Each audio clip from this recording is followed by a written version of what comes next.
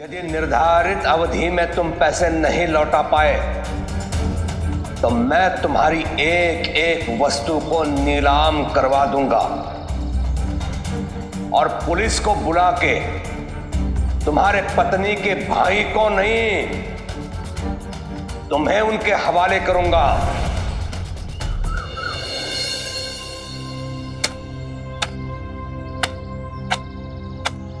अमित, जरा जल्दी जल्दी हाथ चलाओ। ये मोटी भी तैयार हो गई है, इसकी साफ सफाई कर देना। तब तक मैं सामान लेके आता हूँ बाजार से।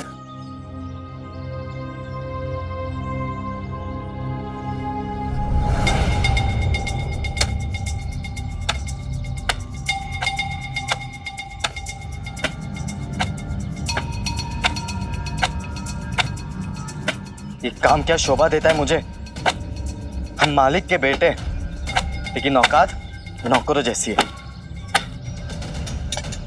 भिक्षाम दे। अरे हमीद बेटा, संभाल के मूर्ति साफ करना। वो देखो, परसों भी तुमने मूर्ति साफ करते करते तोड़ दी थी।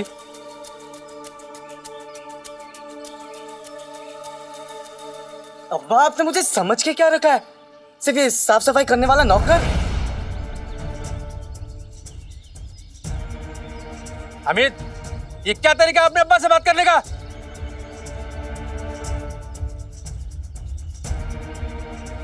बहुत परेशान लग रहे हो अमित।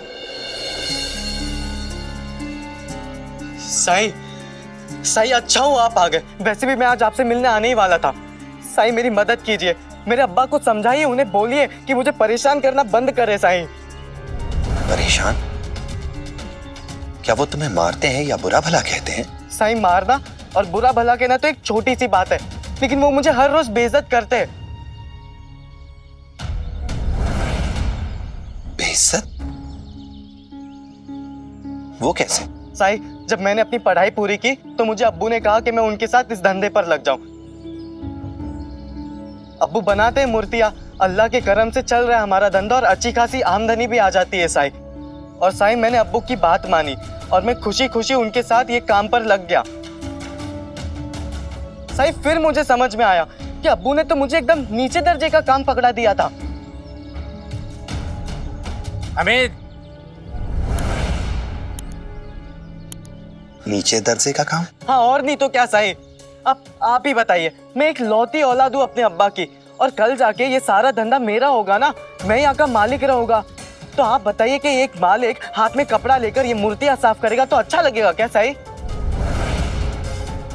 और मेरे अब्बू के नीचे जिंदगी भर काम करने वाले व्यक्ति का लड़का मुझसे कहता है कि ये सारी मूर्तियां साफ कर लो, जिसे आए हुए अभी सिर्फ 1 ही साल हुए, और मेरे अब्बू ने उसे मुझसे भी बड़ा ओहदा दे दिया है। तो मतलब मैं क्या जिंदगी भर उसके हुक्म को पूरा करता रहूं? साईं, इतना बेइज्जत तो मैं आज तक कभी नहीं हुआ। एक मजदूर के बेटे के नीचे काम करना क्या मुझे शोभा देता है? आप ही बताइए साईं, समझाइए ना अब्बा को। साईं, इसमें मेरी क्या गलती है? मैं तो चाहता हूं कि मुझसे भी ज्यादा कामयाब हो, इसीलिए मैं इसे इस धंधे का छोटे से छोटा काम सिखाना चाहता हूं। अब्बू, लेकिन मैं वो सब तो देख देख के और सुन सुन के भी सीख जाऊंगा ना।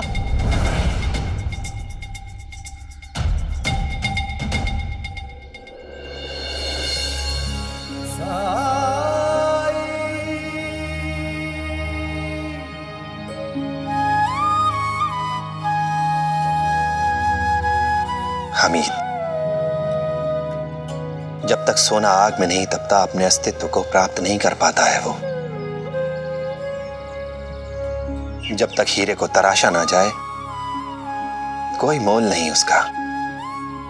यहां तक कि एक ही जगह पर खड़े रहने वाले ये वृक्ष, इन्हें भी धूप, बारिश, हवा, आंधी, तूफान, सर्दी, गर्मी सबका सामना करना पड़ता है। जो इसे सह जाता है वो मजबूत हो जाता है, तरक्की करता है वो, उसका तजुर्बा बढ़ता है। और जो नहीं सह पाता उसका अस्तित्व समाप्त हो जाता है, कुछ नहीं कर पाता वो। तुम्हारे अब्बा ने तुम्हें जो काम सौंपा है वो छोटा नहीं है, बहुत बड़ा है, क्योंकि उसका मकसद बहुत बड़ा है। इसके जरिए ये तुम्हें कई तरीके से तैयार कर रहे हैं। चाहते हैं कि इस काम से जुड़े हर पहलू को ठीक ढंग से समझ लो तुम। लेकिन इस सब की क्या जरूरत है साईं? कल को मुझे यहाँ का मालिक बनना ही है, तो नौकर तो रहेगा ही, वो कर लेंगे ना बाकी का काम। आओ मेरे साथ, बैठो।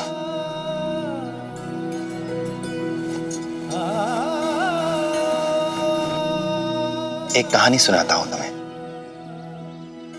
ये कहानी है पत्थर और मूर्ति की। एक बार पत्थर ने मूर्ति से कहा कि हम दोनों एक ही जगह से, एक ही चट्टान से लाए गए। भाग्य से हम लोग एक ही मूर्तिकार के पास भी पहुंच गए, पर तुम्हारा सौभाग्य कि तुम एक मूर्ति बन गई, जिसे देखकर सब लोग वाह वाह करते हैं, और मुझे जमीन में लगा दिया, जहां दिन भर लोगों के पैर पड़ते हैं। तुम्हारी मुंह मांगी कीमत मिलती है और मेरी कीमत कुछ भी नहीं। जब हम दोनों एक जैसे हैं, तो फिर मेरे साथ इतनी नाइंसाफी क्यों? इस पर मूर्ति ने कहा, तुम भूल रही हो, मूर्तिकार ने मूर्ति बनाने के लिए पहले तुम्हें ही चुना था, पर तुम मूर्ति बनाने की चोट को नहीं सह पाए। इस पर पत्थर ने नाराज होकर कहा कि जब कोई इतनी नुकीली चीज से और ऊपर से हथौड़ी से चोट करेगा तो टूटूंगा ही ना। तो मूर्ति ने कहा कि नहीं, सच तो यह है कि तुम हिम्मत हार गए। टूटने लगे तो मूर्तिकार को लगा कि तुमसे मूर्ति नहीं बनाई जा सकती, मूर्ति बनाने के लायक नहीं हो तुम, इसलिए उसने तुम्हें जमीन में लगा दिया। तुम्हारे बाद उसने मुझे चुना। मैंने सारी तकलीफें उठाई, सारे कष्ट सहे, और अंत में यह रूप पाया।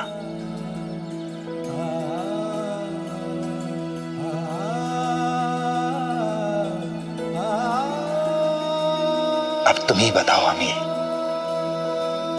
तुम जमीन में लगा पत्थर बनना चाहते हो या फिर मूर्ति?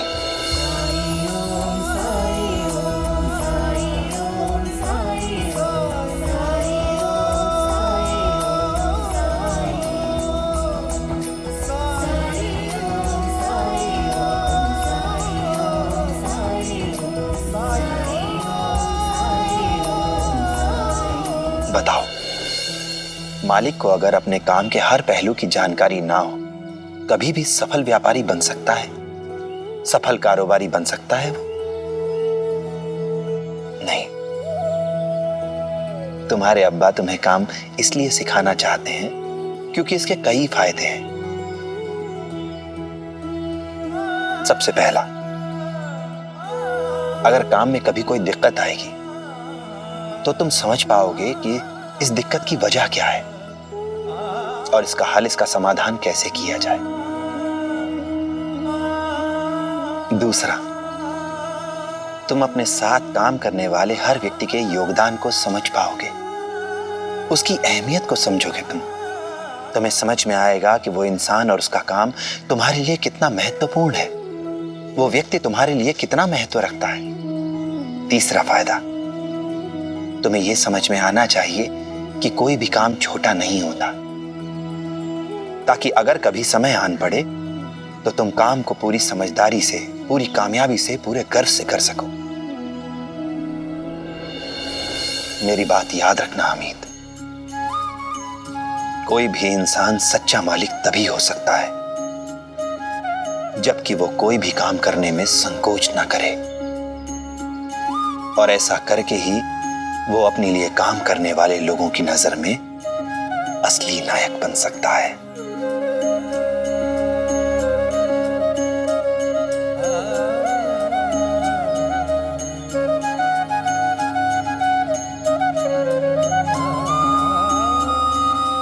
तुम पर निर्भर करता है कि तुम्हें एक सफल व्यापारी, असली नायक बनना चाहते हो या नहीं।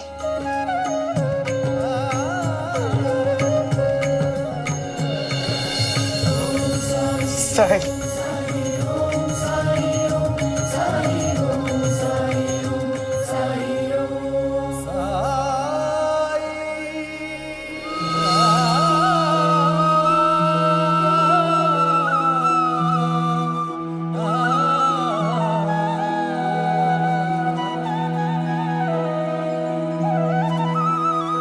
मैं समझ गया साईं, मैं सब समझ गया।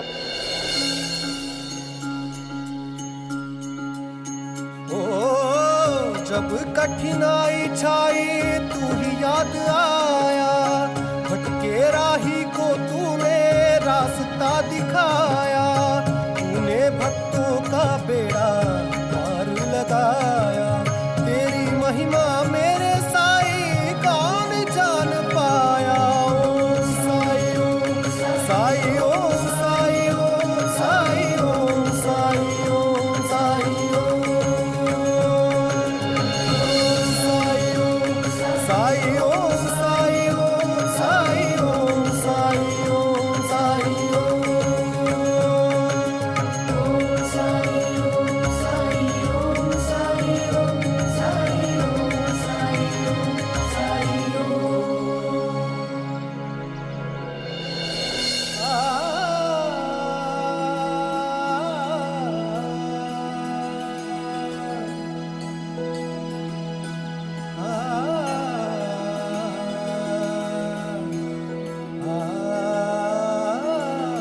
अब्बू आप सही है, मुझे माफ कर दीजिए।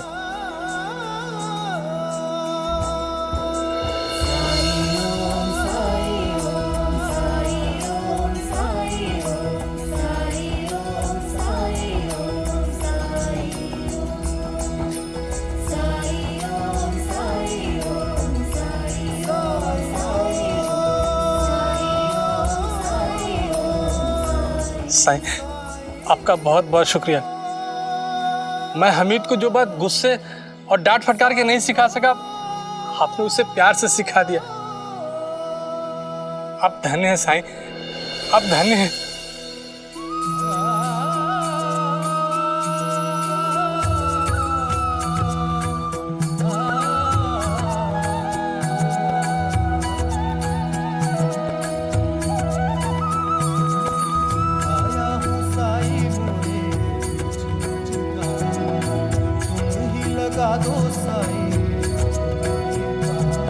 राम जी भला करें। हाथ में साई मोरी पतवार, मोरे साई मोरे दाता, मोरे तारणहार। परम ज्ञान का भर दे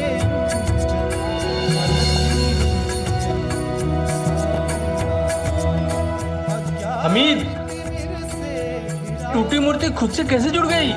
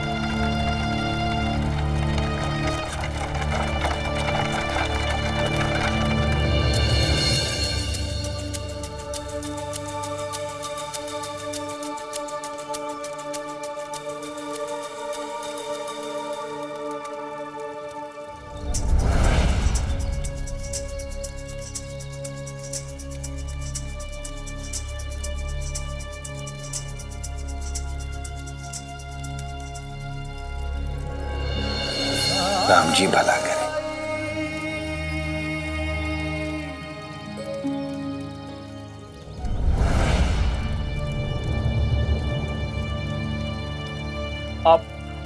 आप सही है ना? जी कहिए। भगवान का शुक्र है कि आप मिल गए। बैठिए।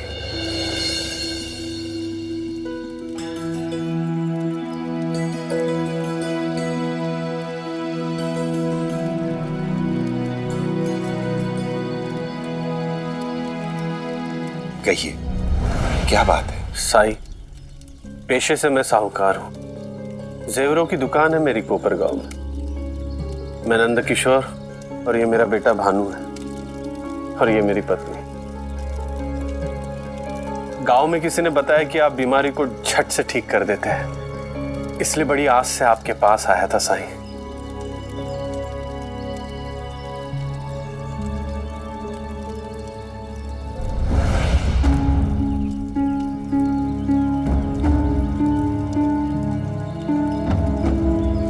क्या भानु को आप किसी वैद्य या हकीम के पास ले गए थे? जी साईं, इलाज से थोड़ा ठीक तो हुआ था, लेकिन बुखार वापस से लौट आता है। अब तो बुखार के साथ साथ सांस लेने में भी तकलीफ होती है। कृपा करके आप कुछ ऐसा चमत्कार कर दीजिए कि ये तुरंत ठीक हो जाए। मैंने काफी कुछ आपके बारे में सुना है कि आप चमत्कार करते हैं।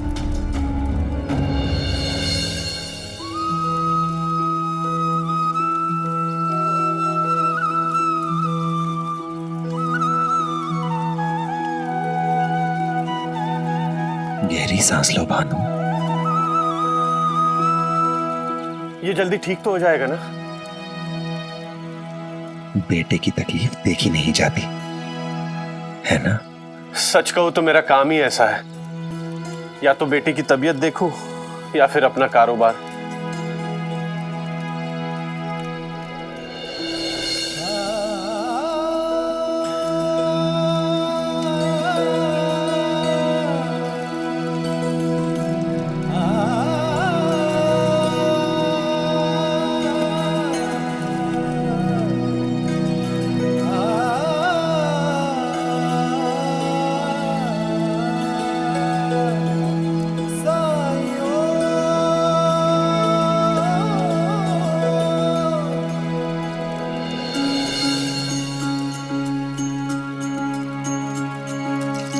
जब जीवन में दुख का अंधियारा छाए, मन में सदा श्रद्धा की ज्योत जलाए, विश्वास मन का तुझको पार लगाए, भक्ति भावना श्रद्धा से जो शीश झुकाए। ओम साई ओम साई ओम साई ओम साई ओम साई ओम साई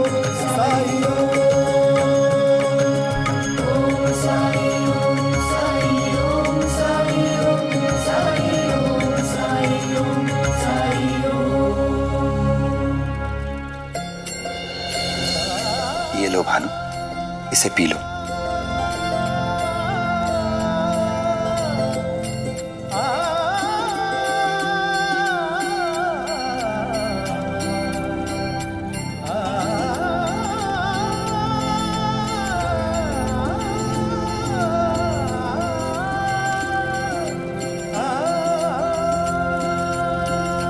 बाबा अब थोड़ा आराम लग रहा है।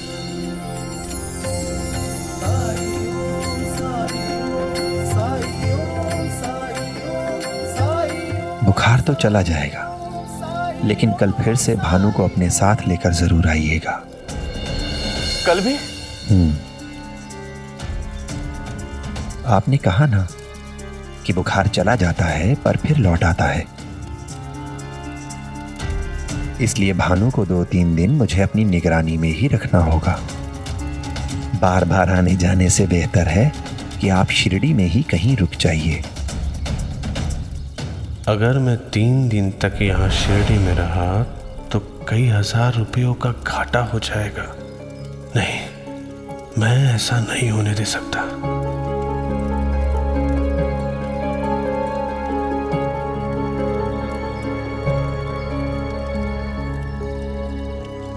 ठीक है साईं, कल भानु को मैं अपनी पत्नी के साथ भेज देता हूँ। अगर आप चाहते हैं कि आपके बेटे की तबीयत ठीक हो जाए तो आपका इसके साथ रहना बहुत जरूरी है। इसलिए अगले 3 दिन दवा लेने आपको ही आना होगा।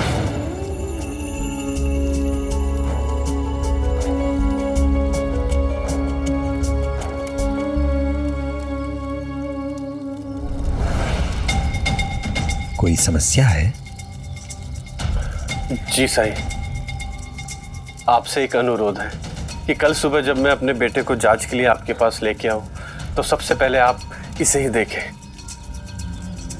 उसके बाद ही आप किसी और को समय दीजिएगा।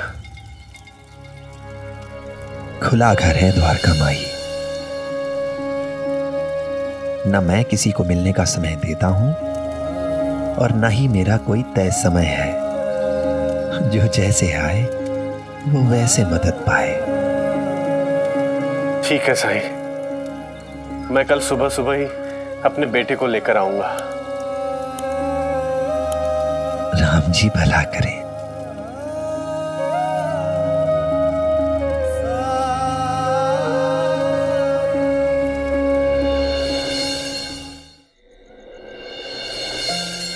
साई कितने सुंदर दिए हैं। पर गौर करने वाली बात यह है कि शुरुआत में इन्हें कोई खरीदने वाला भी नहीं था, क्योंकि पहले ये ऐसे नहीं थे। तो फिर कैसे थे?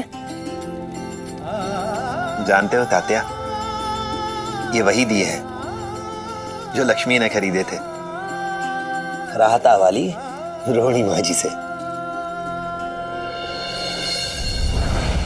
मैं भी देखता हूं कैसे नहीं करती।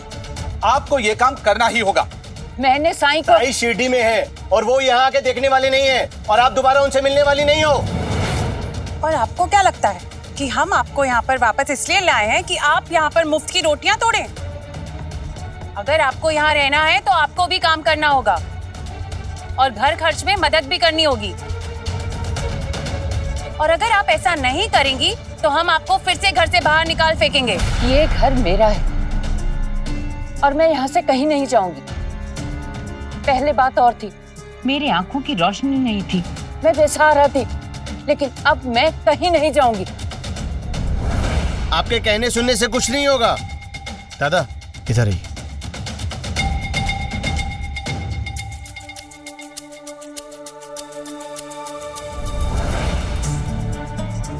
दादा क्या करें, निकाल दे वापस? पिछली बार हमने खोने का बहाना बनाकर आई को घर से बाहर निकाल दिया था, लेकिन इस बार हम अगर वही बहाना बनाएं तो लोगों को शक हो जाएगा। समाज हमारे बारे में क्या सोचेगा? हम कहीं मुंह दिखाने के लायक नहीं रहेंगे, कोई इज्जत नहीं रह जाएगी हमारी। तो हम अब करेंगे क्या? इतनी महंगाई है, इनका खर्चा कौन उठाएगा? मेरे पास एक उपाय है जिससे सांप भी मर जाएगा और लाठी भी नहीं टूटेगी। क्या? हम बंटवारा कर लेते हैं।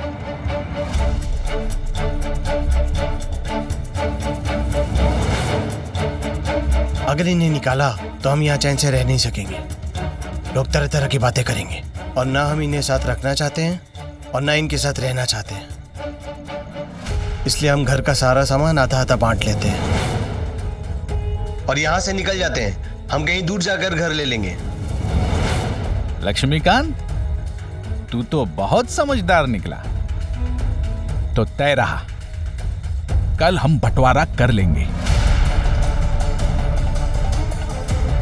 अभी चलकर जायदाद के कागजात बनवा लेते हैं, फिर जमींदार से मिलकर सौदा पक्का कर लेंगे।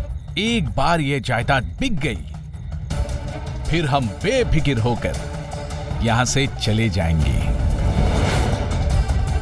उसके बाद अगर ये यहां से नहीं जाना चाहती है तो ये हमारा सिरदर्द नहीं होगा।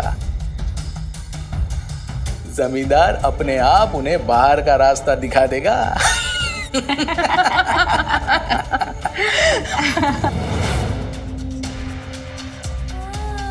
पिछली बार इन्हें नादान समझकर चुप रही, लेकिन इस बार नहीं। मेरे लिए ये केवल घर नहीं है, ये मेरी दुनिया है।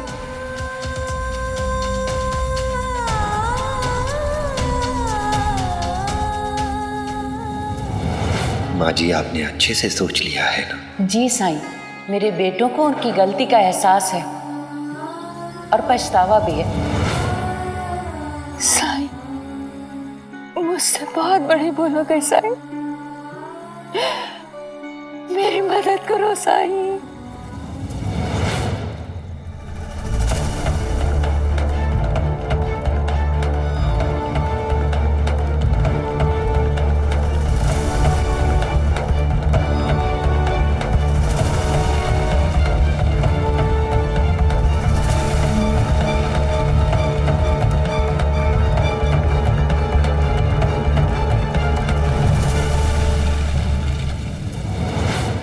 मदद करो साईं,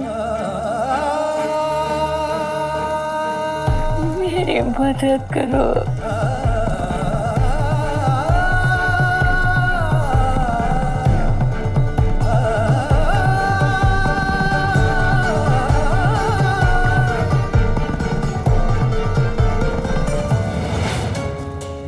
तात्या,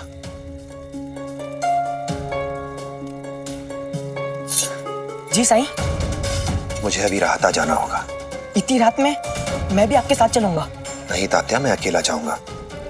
पर हाँ, सुबह होते ही तुम सबको बता देना कि मैं राहत आ गया हूं, वरना सब लोग चिंतित होंगे। ठीक है साईं।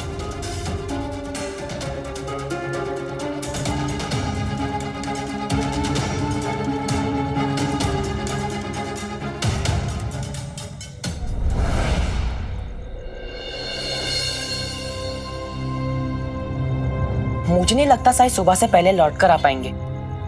आप सुबह आकर देखिए, हो सकता है साईं लौट आए। अब मैं चलता हूं।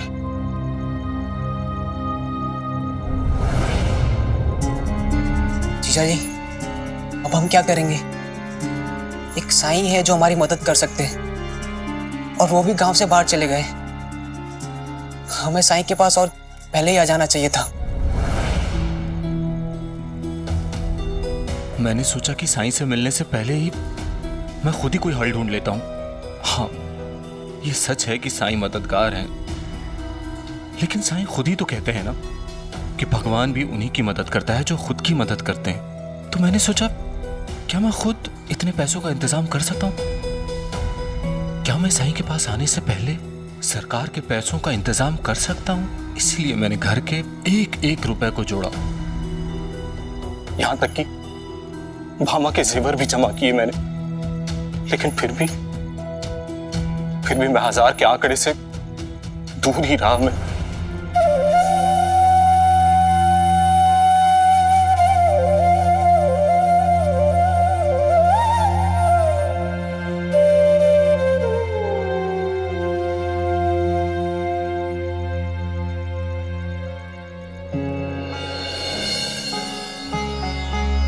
घबराओ मत सहदेव, साईं गांव से बाहर गए हैं, गांव छोड़कर नहीं गए।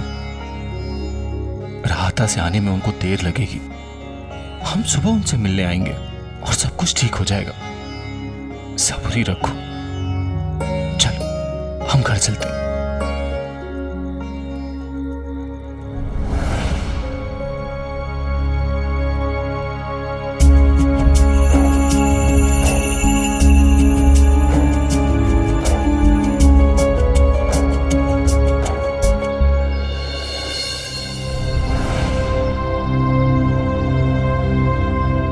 ये साड़ी तो मैं ही लूंगी। जरी का एक ग्राहक लाई थी मैं और उसने मुझे ये तोहफे में दी थी, तो इस पे अधिकार तो सिर्फ मेरा है ना। ताई, आप ऐसा क्यों नहीं करते? आप मेरे ये झुमके ले लीजिए, आपको ये बहुत पसंद है ना, और बदले में मुझे आप ये साड़ी दे दीजिए, ये मुझे बहुत पसंद है। पक्का? हाँ। वैसे भी ये सब तो हम सासूबाई को घर से बाहर निकालने के लिए कर रहे हैं ना, और हम तो पहले की तरह मिलते रहेंगे और कपड़े लत्ते गहने जेवर आपस में बदल के पहनते रहेंगे ना। हाँ, ये तो ठीक है। ये ले लीजिए दादा, ये आपका, ये मेरा। सोचा नहीं था तुम लोग बंटवारा करोगे, एक दूसरे से अलग हो जाओगे। कम से कम अपने बच्चों के बारे में तो सोचा होता। उन्हें क्यों अलग कर रहे हो? आई, ये रोना धोना बंद कीजिए। उन्हें दुख ना हो इसके लिए पहले ही उन्हें उनके ननिहाल भेज दिया है। हमें पता है आप हम लोगों से दूर होके भी खुशी खुशी रहती हैं। अब चलिए इन जायदादों के कागजातों पर अपना अंगूठा लगा दीजिए ताकि हम भाई इसे बेचकर पैसे बांट ले। चलिए। जब तक मैं जिंदा हूँ इस घर को नहीं बेचने दूंगी। आपको सचमुच ऐसा लगता है आप हमें रोक सकती हैं? हमने इस घर का खरीदार ढूंढ भी लिया है। सारी बातें तय हो चुकी है। बस इस कागजात पर आपका केवल अंगूठा लगाने भर की देर है। फिर ये दस्तावेज उसे सौंप कर उससे पैसे ले लेंगे। मैं अंगूठा नहीं लगाऊंगी, कभी नहीं लगाऊंगी। अरे तुम दोनों देख क्या रही हो? पकड़ो हाथ। ये क्या कर रहे हो तुम लोग? अंगूठा तो हम लगवा के रहेंगे। नहीं, मैं अंगूठा नहीं लगाऊंगी। लगाइए।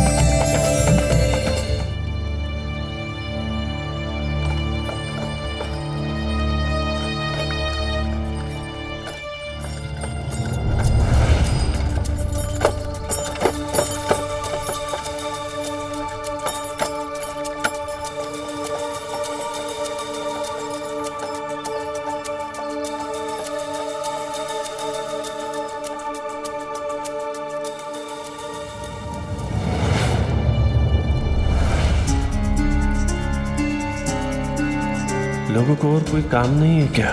इतनी सुबह भी यहाँ जमा हो गए? मतलब आज तो बहुत समय लगेगा और साई भी नहीं है।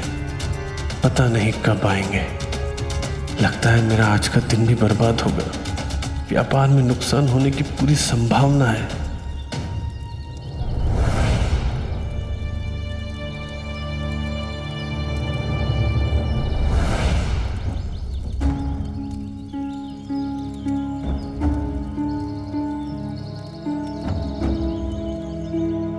जीजा जी, साईं अब तक नहीं लौटे। अब हम क्या करेंगे? और सरकार को 1000 रुपए लौटाने हैं। वही तो मैं भी सोच रहा हूं। क्या कोई और ऐसा इंसान नहीं है जो हमें उधार दे सके? है तो बहुत लोग जो मुझे बिना संकोच के उधार दे सकते, लेकिन दुर्भाग्य की बात यह है कि जिन्हें मैं जानता हूं उनमें से किसी के पास भी 1000 रुपए नहीं होंगे। इतनी बड़ी राशि तो कुलकर्णी सरकार जैसे साहूकारों के पास ही हो सकती है। पर अगर हम 2-3-4 लोगों से थोड़ा थोड़ा उधार ले ले तो? जीजा जी, मैं मेहनत करके पाई पाई चुका दूंगा।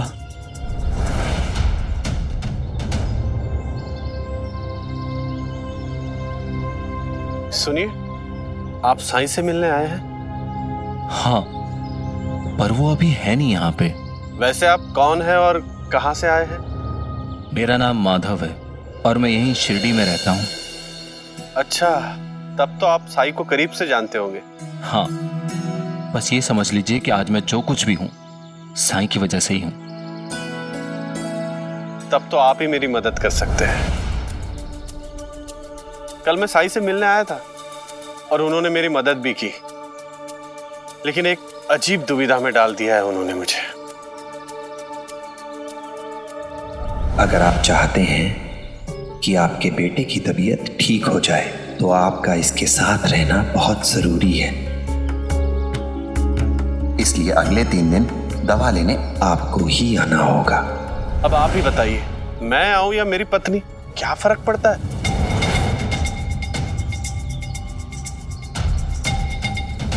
साईं, साईं, मैंने बहुत बड़ी गलती कर दी साईं। मुझे इन लोगों की बात नहीं सुननी चाहिए थी। मुझे इनके साथ नहीं आना चाहिए था साईं। देखिए अपनी आई के साथ क्या कर रहे हैं। ये घर मैंने अपने पति के साथ बहुत मेहनत से बनाया था। एक एक चीज मेहनत से जुटाई थी और ये लोग। माँ जी, फिक्र मत कीजिए, मैं आ गया हूं।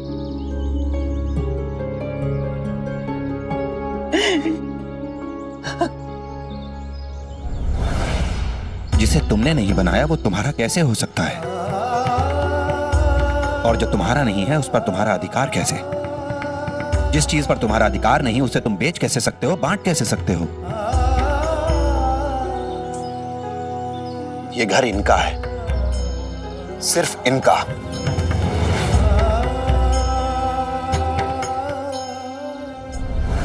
आपने आने में देर कर दी। अब इस जगह को बेचने से हमें कोई नहीं रोक सकता। ये वही घर है, ये वही दर है जहां तुम पैदा हुए, जहां खेल कूद कर तुम बड़े हुए, जहां तुम्हारी शादी हुई, तुम्हारे बच्चे हुए। फिर भी इस घर के लिए तुम्हारे मन में कोई लगाव नहीं है। लगाव? ऐसा क्या खास है इस मकान में? चारों तरफ दीवारें और छत ही तो हैं। ये तुम्हें घर नहीं लगता, अभी भी मकान ही है तुम्हारे लिए। देखिए साईं, ये घर है या मकान है, इससे आपको क्या लेना देना? ये हमारे परिवार का मामला है। बेहतर होगा कि आप बीच में ना पड़े। आप यहां से चले जाइए। और हाँ, बहुत फिक्र है ना आपको इनकी, इन्हें भी अपने साथ ले जाइए, बहुत मेहरबानी होगी आपकी। वैसे भी ये शिरडी में बहुत खुश थी। और आप ही है ना जिन्होंने इन्हें काम करने से मना कर दिया था। तो फिर ले जाइए इन्हें, उठाइए इनकी जिम्मेदारी। और आप यही कह रहे हैं ना, ये घर हम में से किसी का है ही नहीं, केवल इनका है, जैसे यहाँ की ईंट ईंट पर इनका नाम लिखा हो।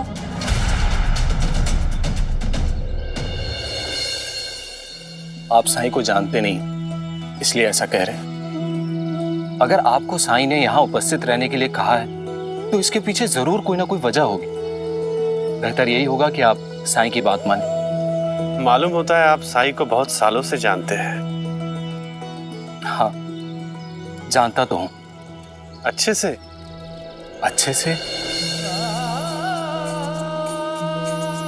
जैसे ईश्वर को कोई पूरी तरीके से नहीं जान सकता, वैसे ही साईं को पूरी तरीके से जानना संभव नहीं।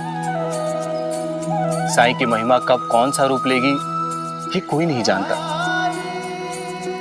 हाँ, पर इतना तय है कि वही माता है, वही पिता भी है, वही बंधु हैं और वही सखा भी। साईं की शरण में आते ही या तो आपकी परेशानी खत्म हो जाएगी या उसे सहने की शक्ति मिलेगी आपको।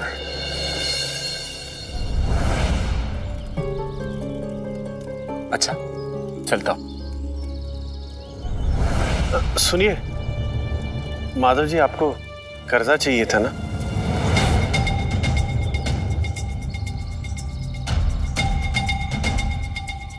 जी?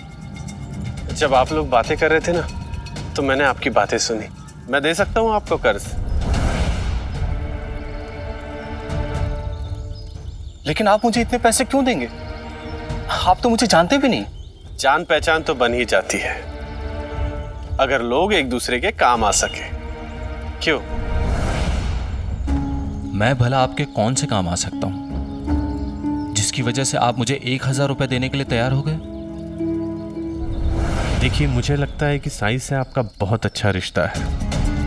आप मेरे लिए साई को मनाइए कि जैसे ही साई वापस आए तो सबसे पहले मेरे बेटे का इलाज करे, वो भी मेरे बिना। अगर आपने साई को मना लिया तो बतौर कर्ज मैं आपको 1000 रुपए दे दूंगा। दोनों की समस्या हल हो जाएगी। लेकिन आप तो मुझे जानते भी नहीं, फिर इतनी बड़ी राशि? और मान लीजिए कि अगर मैं वो राशि नहीं लौटा पाया तो? देखिए भाऊ, वैसे भी यहाँ ठहरने से मुझे धंधे से दूर रहना पड़ेगा। मतलब रोजाना 2-3 हजार का चूना, और वहां रहकर मैं 1000 रुपए खर्च भी करूंगा तो भी मुझे 5-6 हजार का मुनाफा होगा। लेकिन ये समझ लीजिए कि साई को मनाने के बाद ही मैं आपको 1000 रुपए दूंगा। आप अगर अपने बेटे के लिए मुझसे अनुरोध करते काम के लिए तो मैं शायद मान भी जाता, क्योंकि मेरे बेटे की उम्र भी आपके बेटे जितनी ही है। मगर मुझे लगता है कि आपको अपने बेटे से ज्यादा अपने पैसे प्यारे हैं। आपको लगता है कि आपका पैसा सब कुछ हल कर सकता है। अब मैं ये काम बिल्कुल नहीं कर सकता, माफ कीजिएगा मुझे।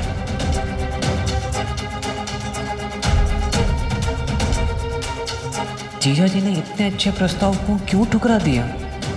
क्या बुरा है आखिर इस प्रस्ताव में? अगर जीजा जी हाँ कर देते तो हमारी सारी समस्या खत्म हो जाती।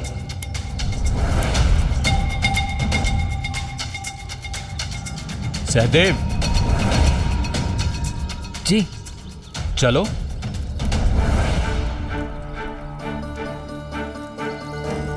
ये घर है या मकान है, इससे आपको क्या फर्क पड़ता है? और आप ही है ना जिन्होंने इन्हें काम करने से मना कर दिया था। तो फिर ले जाइए इन्हें, उठाइए इनकी जिम्मेदारी। और आप यही कह रहे हैं ना, ये घर हम में से किसी का है ही नहीं, केवल इनका है, जैसे यहाँ की ईंट ईंट पर इनका नाम लिखा हो। यहां पर ऐसा एक भी सबूत नहीं है जो ये सिद्ध कर सके कि ये घर इनका है। रोहिणी देवी का। आप हमें ऐसा एक भी सबूत दिखा दीजिए, फिर ये कागजात हम खुद फाड़ कर फेंक देंगे। क्यों लक्ष्मीकांत? हाँ?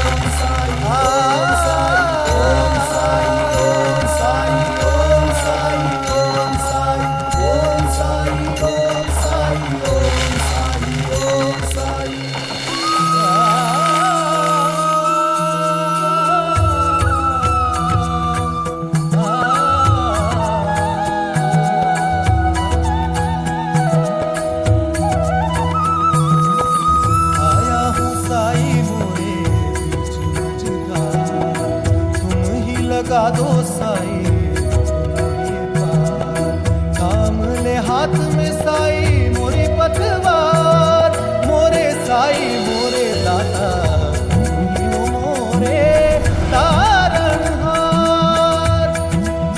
परम ज्ञान का भरते अंजन, अलख निरंजन साई राम।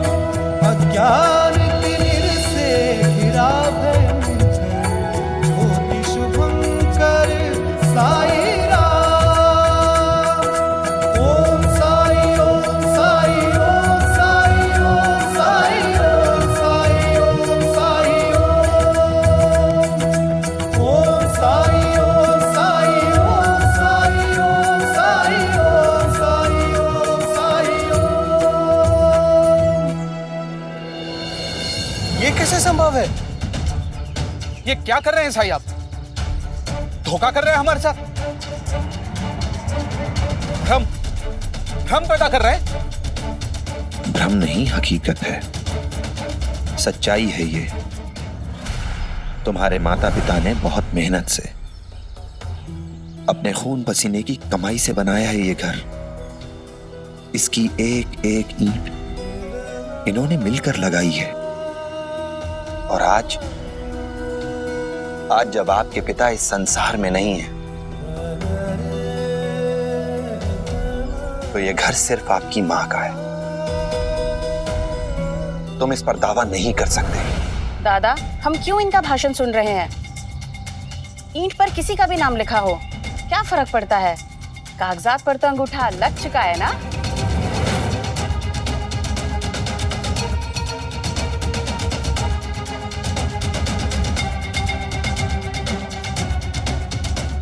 सच दिखाई नहीं देता आपको?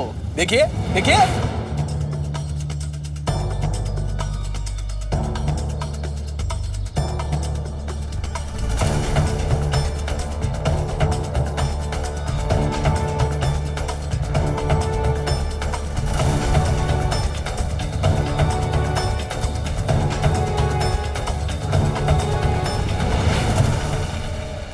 मुझे देखने की जरूरत नहीं है, पर हां, मेरे विचार से एक बार आप लोग जरूर देख लीजिए।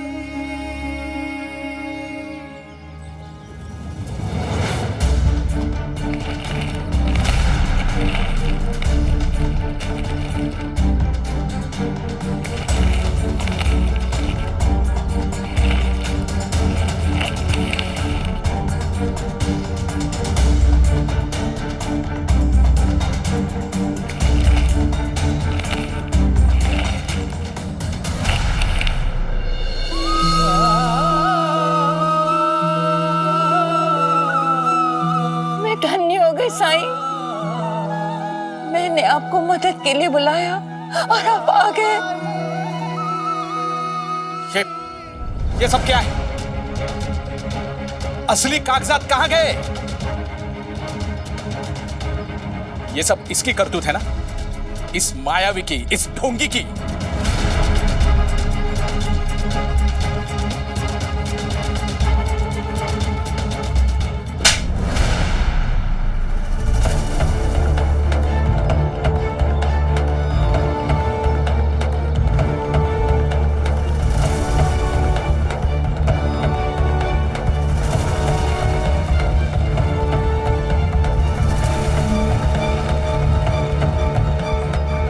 आपने मुझे मारा?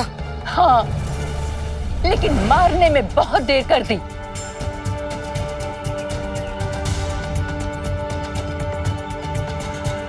और अब तुम लोगों में से किसी ने भी साईं को कुछ भी उल्टा सीधा कहा तो मैं बर्दाश्त नहीं करूंगी। मैं भूल जाऊंगी कि मेरा तुम्हारा कोई रिश्ता भी है। और सच तो यह है कि तुम लोग इतने गिरे हुए हो कि साईं का नाम लेने के काबिल भी नहीं हो। और आज अगर तुम इस बदतमीजी पर उतर आए हो तो उसकी जिम्मेदार मैं हूं।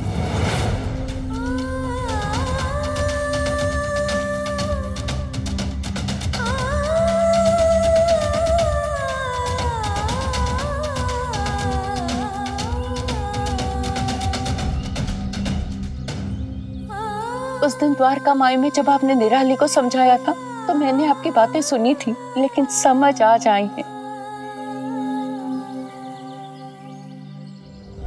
तुम लोग ये कहना चाहते हो कि पंछियों की माँ उन्हें जो सिखाती है वो कोई और नहीं सिखा सकता। ठीक इसी तरह जब तुम्हारी माँ तुम्हें डांटती है तो वो भी तुम्हें कुछ सिखा रही होती है। सिखा रही होती है कि जीवन में क्या करना चाहिए और क्या नहीं।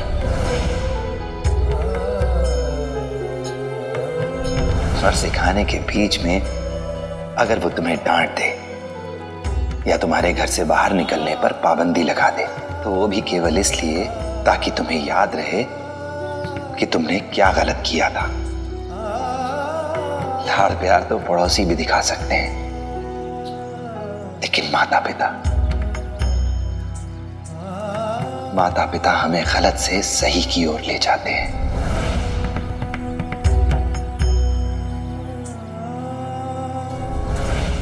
बचपन में जब तुम्हारी गलतियों के लिए तुम्हें डांटने की कोशिश करते थे तो मैं तुम लोगों को बचा लेती थी, तुम्हारी गलतियां छुपाया करती थी। तुम्हें वो सब करने दिया जो तुम करना चाहते थे, चाहे वो सही हो या गलत। अगर उस समय मैंने तुम्हें एक थप्पड़ मारा होता तो आज ये दिन नहीं देखने पड़ते। तो कौन सा एहसान किया आपने? आप खुद को महान मत समझिए। हर माँ अपने संतान की रक्षा करती है, माँ का कर्तव्य है ये। और संतान? क्या संतान का कोई कर्तव्य नहीं, कोई जिम्मेदारी, कोई दायित्व, कोई फर्ज नहीं है? क्या यह संतान की जिम्मेदारी नहीं है कि अपने माँ बाप का ख्याल रखे, उनकी सेवा करे, बूढ़े हो जाने पर उनका सहारा बने? तुम लोगों को पता भी है, जब तुमने माँ जी को घर से निकाल दिया, दर दर भटकने के लिए उन्हें उनके हाल पर छोड़ दिया था, तो उन्होंने किन किन कठिनाइयों का, किन किन मुश्किलों का सामना करा है, सोच भी नहीं सकते तुम। मुश्किलों का सामना हमें सब पता है। बहुत खुशी से रह रही थी वो शिरडी में। द्वारका माई पहुंचने से पहले माँ जी ने बहुत दुख उठाए हैं, दर दर भटकी हैं वो। माँ जी तो कभी तुम्हें बताने से रही, और अगर बताएंगी भी तो तुम जैसे लोगों को विश्वास नहीं होगा। मैं तुम्हें उनकी मुश्किलों का एहसास कराता हूं।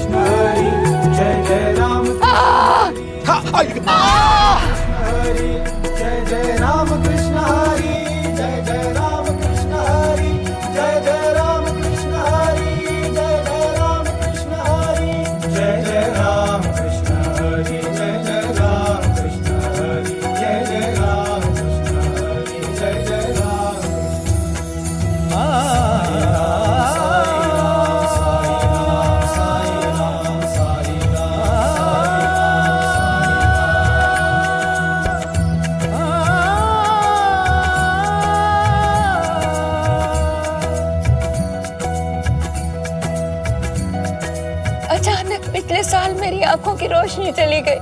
तो क्या आपके बेटों ने आपको घर से निकाल दिया? मुझे नहीं लगता उन्होंने कुछ गलत किया था। आंखों की रोशनी जाने के बाद मैं पूरी तरह उन पर बोझ बन चुकी थी।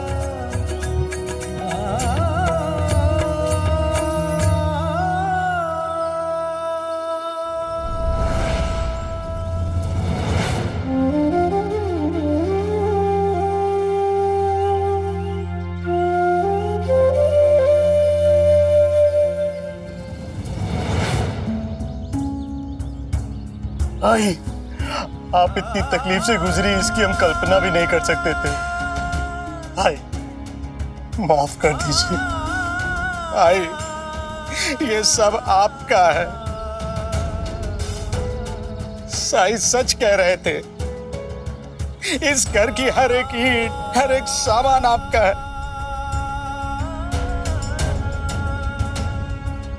यहां तक कि हम भी आपके हैं। चाहे तो आप हमें घर से निकाल दीजिए। आई, हमें निकाल दीजिए।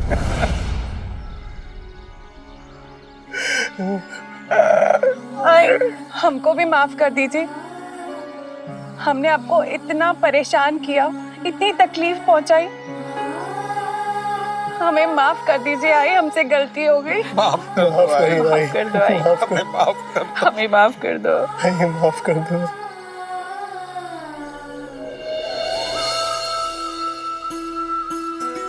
माँ जी, इस बार इनकी आंखों में जो ग्लानि, जो पछतावा दिख रहा है वो सच्चा है। आप इन्हें माफ कर दीजिए। माफ कर दीजिए। माफ कर दीजिए। माफ कर दीजिए। माफ कर दो आइए, हमें माफ कर दो।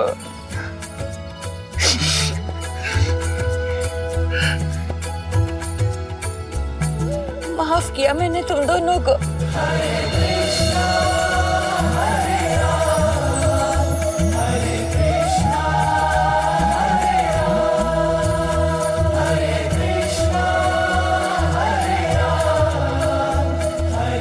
मैंने माफ किया तुम सबको। साईं, अब मैं समझी जरी का काम करने से क्यों मना किया था आपने। आप मुझे मेरे बेटों का असली चेहरा दिखाना चाहते थे, उन्हें उनकी गलतियों का एहसास कराना चाहते थे, उन्हें सुधारना चाहते थे। मैं आपका शुक्रिया कैसे करूं साईं, क्योंकि आपके आशीर्वादों को शब्दों में नहीं बांधा जा सकता साईं। मैंने कुछ नहीं किया माँ जी, सब उस मालिक का करम है। मैं तो केवल जरिया हूं। सोचो जरा, जब तुम इस संसार में पैदा हुए तो क्या अपना काम खुद करने लायक थे तुम? तुम्हें खाना खिलाने से लेकर तुम्हारी साफ सफाई तक सारा काम तुम्हारी आई ने ही किया है। ना तुम कमाते थे, ना अपना ख्याल रखते थे, लेकिन तुम्हारी आई ने तो कभी तुम्हें घर से नहीं निकाला। नहीं, लेकिन तुमने अपनी आई को घर से बाहर निकाल दिया और अब दोबारा भी यही करना चाहते हो। क्यों? क्योंकि अब वो कमा नहीं सकती। ये जीवन एक चक्र है। पैदा होने के बाद समय बीतने के साथ साथ हम बड़े होते जाते हैं, आत्मनिर्भर होते जाते हैं हम, और हमारे माता पिता, हमारे पालनहार, वो उसी समय के साथ साथ बूढ़े होते हैं, निर्भर हो जाते हैं हम पर। और एक वक्त ऐसा आता है जब हमारे माँ बाप नन्हे बच्चों के समान हो जाते हैं, और तब बच्चों का फर्ज होता है कि अपने माँ बाप का ख्याल रखें, उनकी सेवा करें, उनकी जरूरतों का ध्यान रखें। दुनिया में माँ ही एक ऐसा रिश्ता है जो हमें बिना किसी शर्त, बिना किसी उम्मीद के प्यार करना सिखाता है। जैसे तुम्हारी आई, तुम लोगों ने उन्हें घर से बाहर निकाल दिया दर दर भटकने के लिए, लेकिन फिर भी तुम्हारी माँ ने कभी तुम्हारी बुराई नहीं की, तुम्हारी बदसलूकी की चर्चा नहीं की किसी से, कभी तुम्हें दोषी नहीं ठहराया। पुत्र को पुत्र हो सकता है, लेकिन माता कभी को माता नहीं हो सकती। ऐसी मां के साथ बुरा करने वाले को तो भगवान भी माफ नहीं करता है। पर हां, मां माफ करती है, और इसीलिए मां का दर्जा भगवान से भी बड़ा है। अभी भी कुछ बिगड़ा नहीं है, समय है गलतियों को सुधारने का। मां का सम्मान करो, उनसे प्यार करो, क्योंकि जो अपनी मां की इज्जत नहीं कर सकता, वो किसी रिश्ते की इज्जत नहीं कर सकता।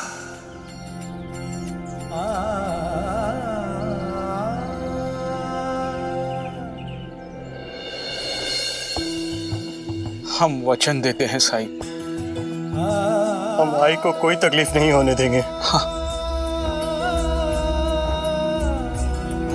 मुझे उम्मीद है तुम लोग माँ जी का अच्छे से ध्यान रखोगे।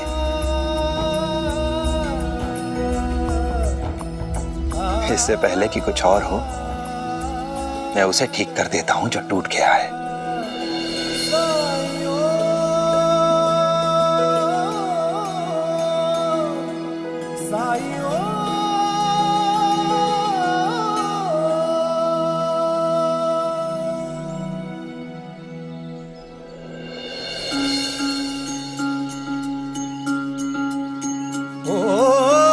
जब कठिनाई छाई तू ही याद आया, भटके राही को तूने रास्ता दिखाया, तूने भक्तों का बेड़ा पार लगाया।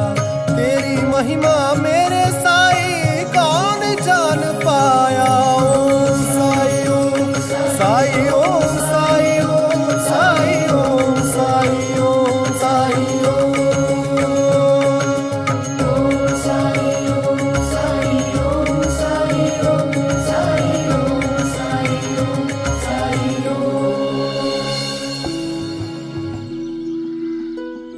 ये घर अब फिर से जुड़ गया है, इसे हमेशा ऐसे ही कायम रखना। माँ जी, जो वचन मैंने आपसे लिया था, उससे मुक्त करता हूं आपको। अब आप जरी का काम फिर से कर सकती हैं, पर हां, केवल अपनी मर्जी से, किसी और की मर्जी से नहीं।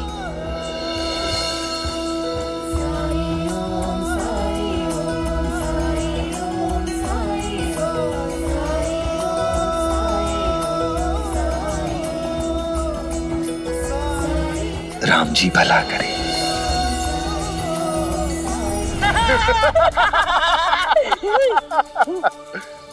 अध्यापक जी बाजार से आ रहे हैं? बस 2 दिन बचे हैं आजादी के। आजादी की मजा ले लीजिए। पता नहीं 2 दिन के बाद सर पर छत रहे या ना रहे। अरे पंता जी, छत तो रहेगी, लेकिन काल कोठरी की। वैसे इन्हें तो वहाँ 2 वक्त की रोटी मिल जाएगी, लेकिन इनके बीवी बच्चों का क्या? अरे वो तो अच्छे से रहेंगे। उन्हें तो घर से बाहर निकाले जाने का तजुर्बा जो है, और इनका बेटा उद्धव, वो तो माँ के पेट से सीख के जो आया है। क्यों?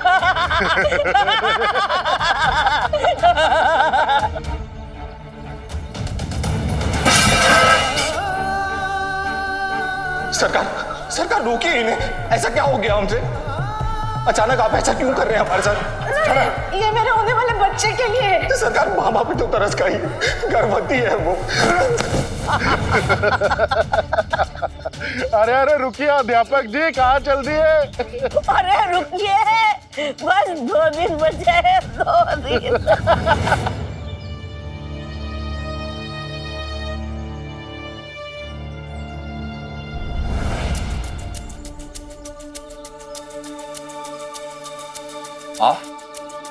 मैंने आपसे कहा था ना कि मैं आपका काम नहीं कर सकता। इन्हें यहाँ मैं लेके आऊँ जीजा जी? किस लिए? वो क्योंकि हम दोनों की परेशानी का हल हो सकता है। देखिए, मेरे पास सब कुछ है मगर समय नहीं है। मेरे लिए समय ही पैसा है और पैसा ही समय। और जो मैं 1000 रुपए दे रहा हूं इसमें केवल मैं अपनी ही मदद कर रहा हूं। कारोबार से जुड़ा हुआ एक बहुत ही महत्वपूर्ण कार्यक्रम है आज, और उसमें मेरा शामिल होना अनिवार्य है। आपको ये 1000 रुपए देकर मैं वहां 3-4 हजार रुपए कमा लूंगा। जीजा जी, साईं भी कहते हैं ना कि जरूरत पड़ने पर हमें एक दूसरे की मदद करनी चाहिए। सहदेव ठीक कह रहा है।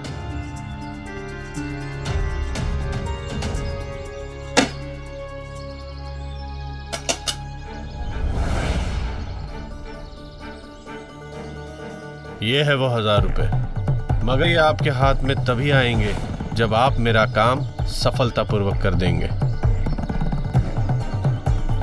आपको साई से सबसे पहले मिलकर मेरे बेटे के लिए दवाई लेनी है।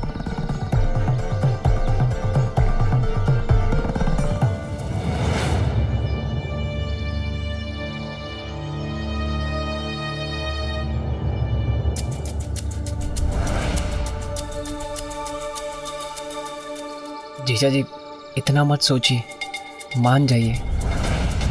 मेरे कारण आप पर मुसीबत आई है। अगर आपके साथ कुछ बुरा हुआ तो मैं अपने आप को कभी माफ़ नहीं कर पाऊंगा।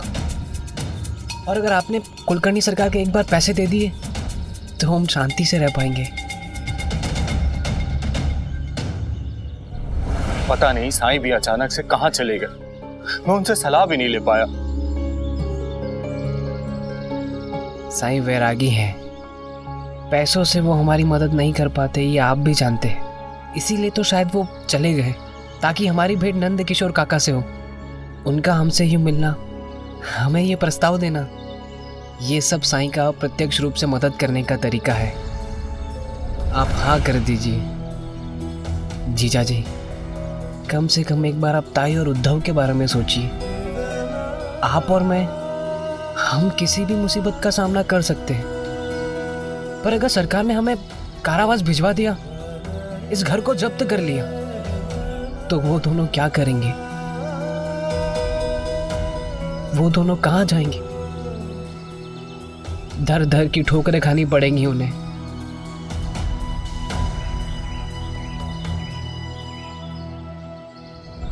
तीन दिन के अंदर तुम्हें मेरे पैसे लौटाने होंगे, और वो भी पूरे के पूरे। यदि निर्धारित अवधि में तुम पैसे नहीं लौटा पाए तो मैं तुम्हारी एक एक वस्तु को नीलाम करवा दूंगा और पुलिस को बुला के तुम्हारे पत्नी के भाई को नहीं, तुम्हें उनके हवाले करूंगा।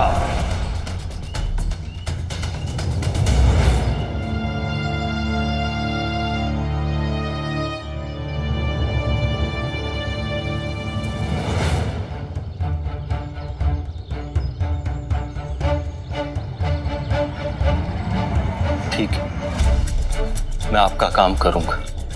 शुक्रिया माधव जी।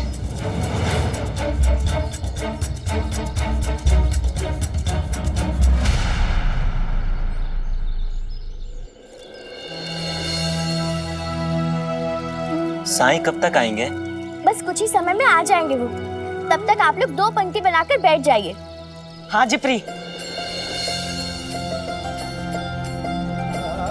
मैंने साई को देखा, वो शिरडी लौट आए हैं और किसी भी क्षण यहाँ आते होंगे। सुना आप लोगों ने? अब आप लोग धैर्य रखिए। साईं कहते हैं ना, श्रद्धा और सबूरी रखो। बिल्कुल ठीक कहा लक्ष्मी।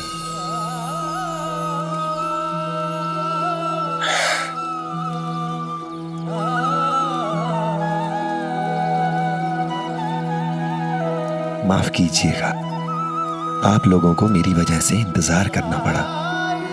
किसी को सख्त जरूरत थी मेरी, उसी से मिलने गया था मैं। हम जानते हैं साईं, आप किसी की मदद करने ही गए होंगे। आप लोग बैठ जाइए, साईं,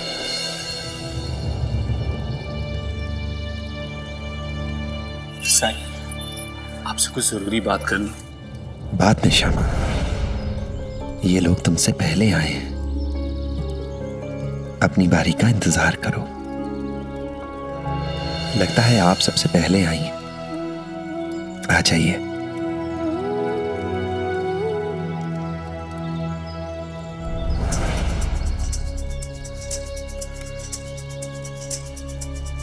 माधव, तुमने साई से बात की? साईं से बात तो नहीं हुई, लेकिन वो कभी भी हमें दवाई देने के लिए बुला सकते हैं। अरे तो किस बात के पैसे दे रहा हूं? आपको मेरे लिए काम करना ही होगा।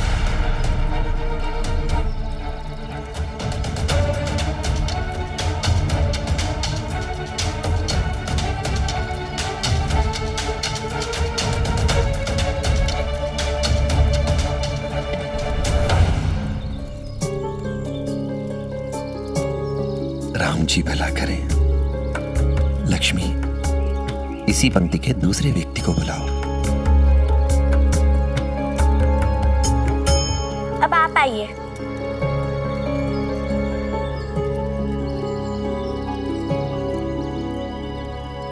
आइए, इस कतार में प्रतीक्षा करते हैं। साईं यहाँ से लोगों को पहले बुला रहे हैं।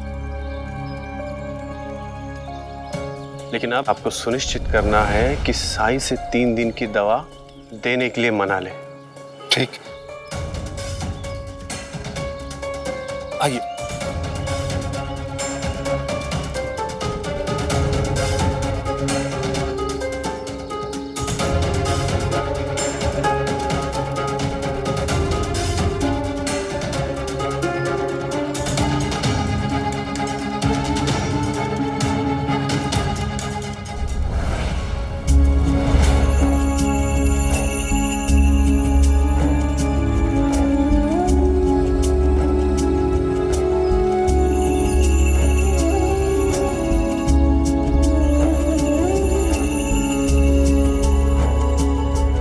तैयार रहिए, अगली बारी हमारी है।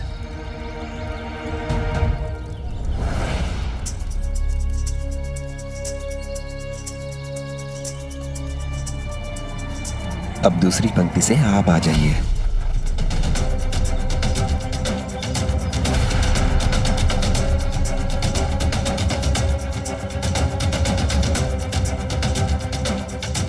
ये क्या? बारी तो हमारी थी। साई ने हमें बुलाया क्यों नहीं? और आप कुछ कहते क्यों नहीं? मैं बात करता हूं।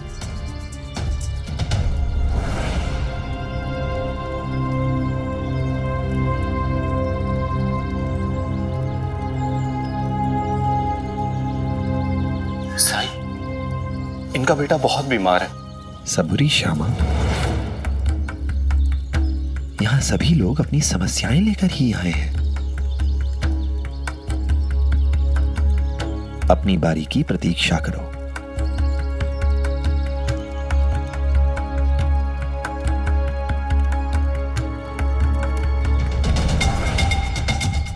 क्या क्या कहा साई ने? उन्होंने मेरी बात सुनी ही नहीं।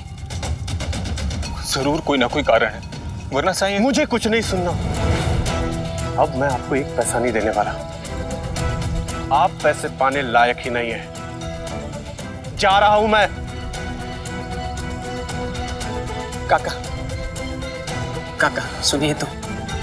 मेरे लिए पैसा ही समय है और समय ही पैसा।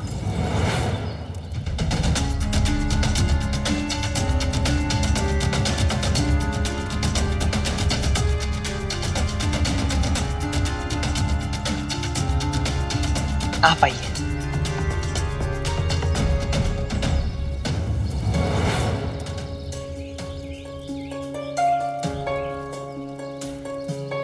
मैं तुम्हें आखिरी मौका दे रहा हूं।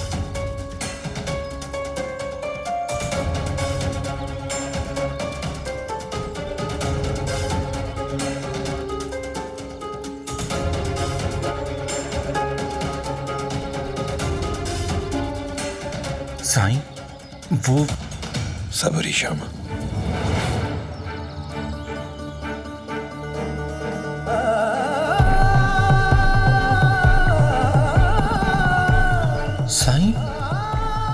ये मेरे साथ ऐसा क्यों कर रहे हैं?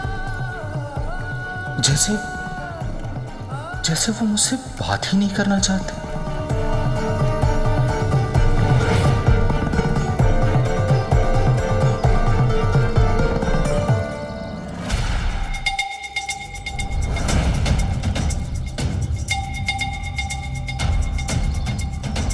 क्या कहा साईं ने? बोलो।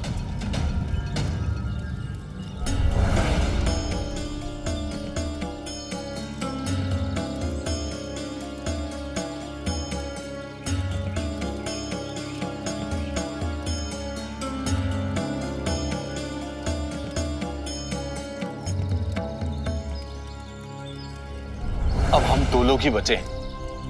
आइए, मैं साईं से बात करता हूं।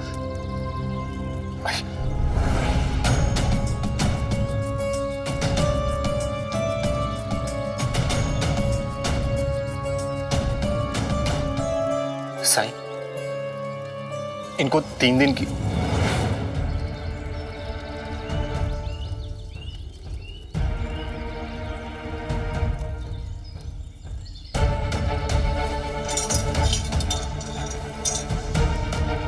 मैं थोड़ी देर में आता हूं, तुम यहीं मेरा इंतजार करो।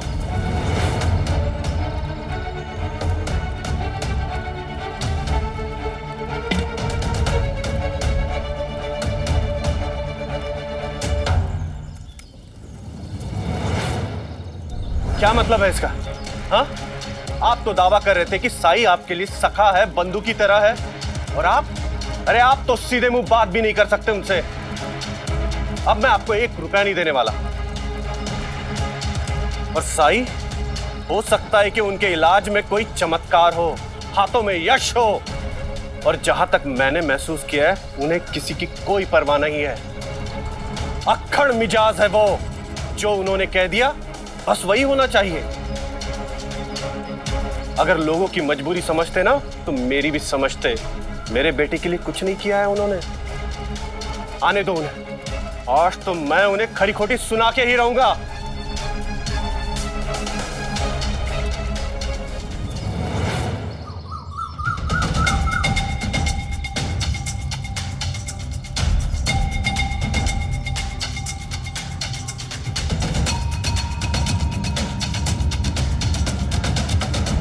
आपने क्या मजाक लगा रखा है साईं?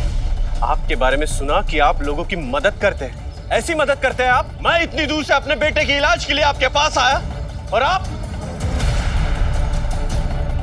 आपने देखा उसकी हालत क्या है? अरे आपने हमें देख के अनदेखा किया, कोई मदद नहीं की आपने। आप इस तरह से साईं से बात नहीं कर सकते। जिस तरह से साईं ने हमारे साथ व्यवहार किया है, मैं ऐसी बात कह सकता हूं। पहली दफा जब हम इनसे मिलने आए थे, तब भी इन्होंने हमें जरा सा समय देकर रवाना कर दिया था। ये क्या समझते हैं कि हम इनसे मदद मांगने के लिए आए, तो क्या ये हमें अपनी उंगलियों पे नचाएंगे? बोलिए साईं!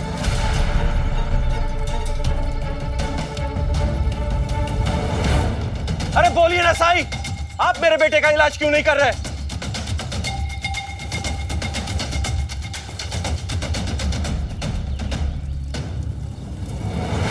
आपके बेटे का इलाज करने की कोशिश की थी मैंने, लेकिन आपको तो उसकी फिक्र ही नहीं है। कल जब आप अपने बेटे को मेरे पास लेकर आए थे, तो उसमें दमा के लक्षण देखे थे मैंने।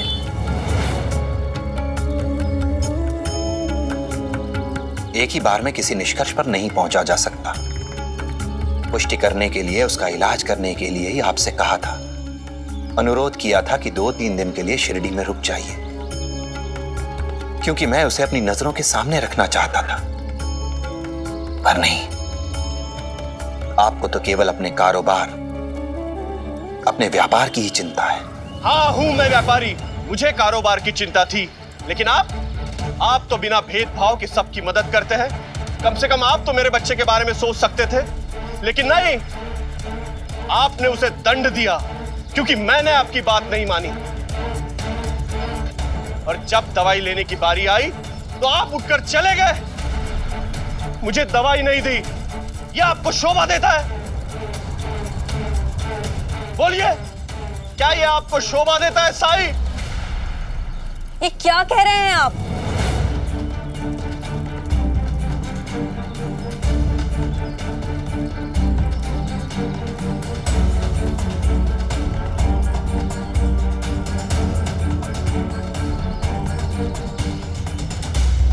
शायद आप जानते नहीं हैं कि आज सुबह शिरडी लौटते ही साईं सबसे पहले हमारे घर आए थे।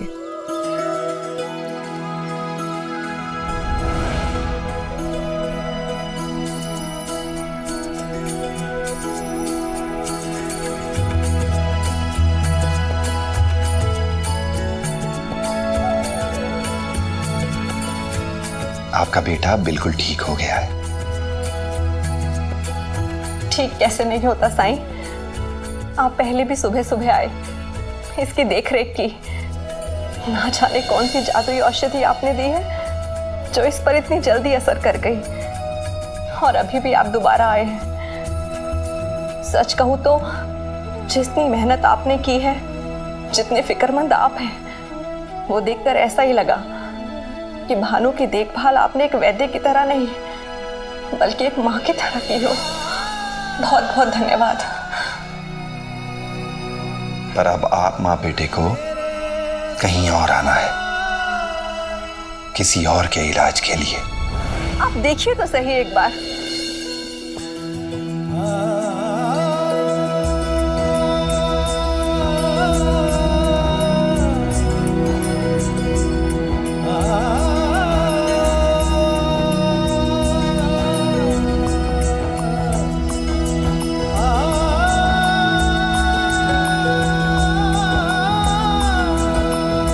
इतने वर्षों बाद आज मैं अपने बेटे को स्वस्थ देख रहा हूं। न जाने कब से बीमार था ये।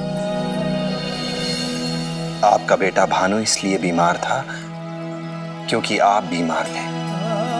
अपना व्यापार, अपना कारोबार, अपना काम, इसके परे कभी आप कुछ देख ही नहीं पाए।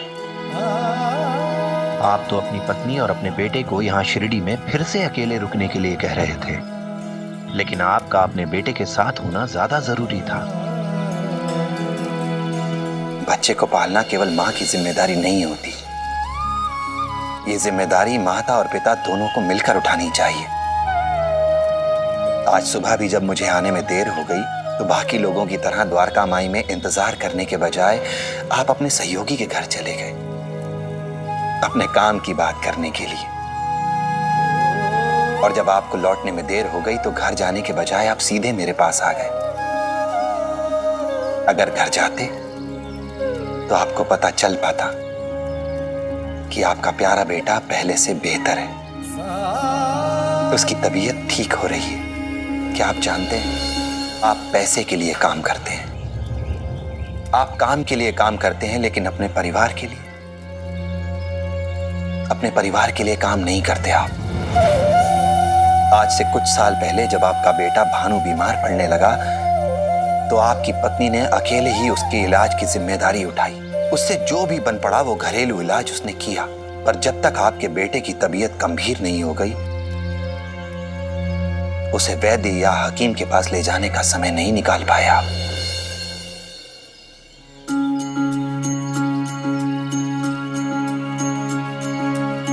जब जीवन में दुख का अंधियारा छाए, मन में सदा श्रद्धा की जोत जलाए, विश्वास मन का तुझको पार लगाए, भक्ति भावना श्रद्धा से जो शीश झुकाए।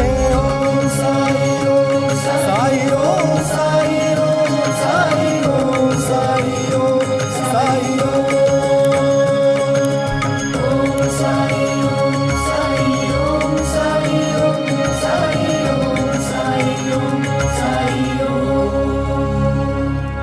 मुझे माफ कर दीजिए सर, अपनी झुंझुलाहट के कारण न जाने मैंने आपको क्या क्या कह दिया। लेकिन मुझे एक बात समझ में नहीं आई, जब आप मेरे बेटे का पहले से ही इलाज कर रहे थे तो आपने मुझे अनदेखा करने का नाटक क्यों किया साईं? आपकी आंखें खोलने के लिए, क्योंकि आप अपने काम, अपने व्यवसाय में इतना ज्यादा व्यस्त रहने लगे हैं कि अपने परिवार के लिए कुछ दिन, कुछ समय निकालना भी मुश्किल लगने लगा आपको। लोग अपने परिवार के लिए धन दौलत जायदाद सब कुछ छोड़ देते हैं और आपसे केवल 3 दिन निकालते नहीं बना। काम के प्रति जिम्मेदारी और काम के प्रति जुनून, ये 2 अलग अलग चीजें हैं। आपको अपने काम और अपने परिवार के बीच संतुलन बनाना सीखना होगा। आखिर किसके लिए कमा रहे हैं आप? अपने परिवार के लिए ना। पैसा कमाना लक्ष्य हो सकता है, कोई बुरी बात नहीं है। ये साधन जुटाने का माध्यम भी हो सकता है, लेकिन अगर कोई बीमार है, आपके परिवार का कोई सदस्य अस्वस्थ है, तो आपके पैसे से कहीं ज्यादा उसे आपका साथ चाहिए, आपकी सेवा चाहिए उसे। अपने परिवार की सेवा करके देखिए तो आप जान पाएंगे कि कितना बड़ा चमत्कार है इसमें।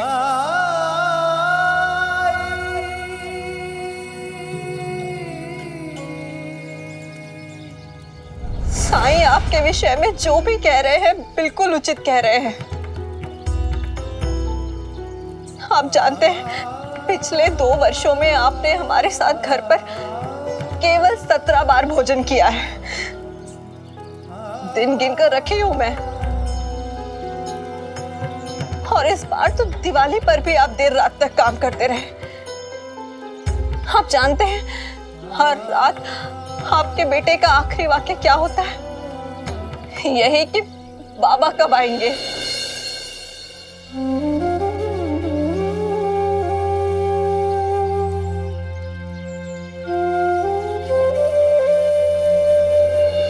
नंद किशोर जी, अपने बेटे को यह एहसास मत कराइए, उसे यह महसूस मत होने दीजिए कि उसका पिता उसके साथ नहीं है, उसके पास नहीं है, उससे मिलने नहीं आता। वो दिन मत आने दीजिए कि आपके परिवार को, आपके बच्चों को, आपके मित्रों को ये लगने लगे कि आप उनके साथ नहीं हैं और वो आपके बारे में पूछना छोड़ दें, आपका इंतजार करना छोड़ दें। हाँ, ये सच है कि अपने बच्चों को पैसे का महत्व सिखाइए,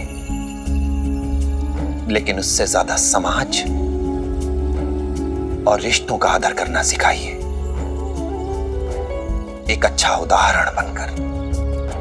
आपने मेरी आंखें खोल दी साईं। मैं बहुत बड़ी भूल कर रहा था। आप घबराइए मत, मैं आपके पैसे दे दूंगा।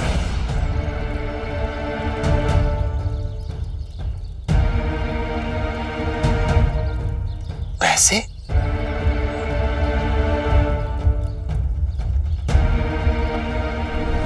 श्यामा, तुम ऐसा कैसे सोच सकते हो कि तुम किसी की सिफारिश कर सकते हो? क्या इतने सालों में भी तुमने कुछ नहीं सीखा? क्या तुम जानते भी हो जो तुम कर रहे हो उसे क्या कहते हैं? रिश्वत। रिश्वत कहते हैं उसे।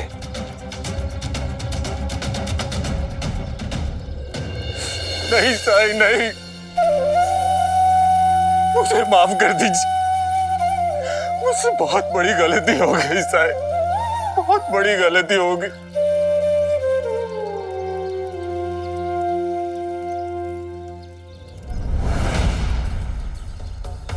नहीं साईं, इसमें जीजा जी की नहीं, गलती मेरी है। उस दिन कुलकर्णी सरकार के वहां सहदेव,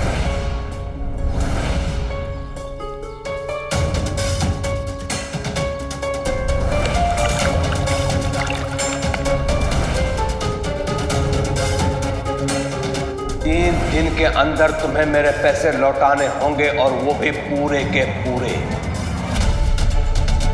यदि निर्धारित अवधि में तुम पैसे नहीं लौटा पाए तो मैं तुम्हारी एक एक वस्तु को नीलाम करवा दूंगा और पुलिस को बुला के तुम्हारे पत्नी के भाई को नहीं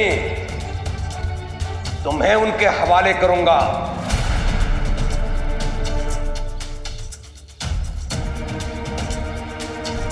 आप और मैं, हम किसी भी मुसीबत का सामना कर सकते हैं, पर अगर सरकार ने हमें कारावास भिजवा दिया, इस घर को जब्त कर लिया, तो वो दोनों क्या करेंगे? मुझसे गलती हो गई साईं, ये सब मेरी वजह से हुआ, मुझे माफ करिए आप। नहीं साई, इसमें गलती मेरी भी है।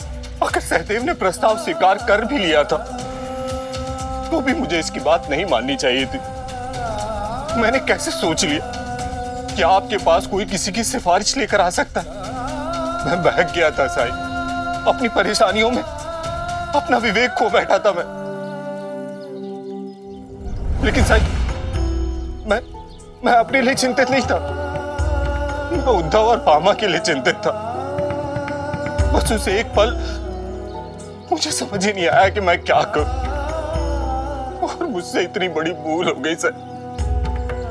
कुछ माफ कर दीजिए, क्षमा कर दीजिए साई, क्षमा कर दीजिए।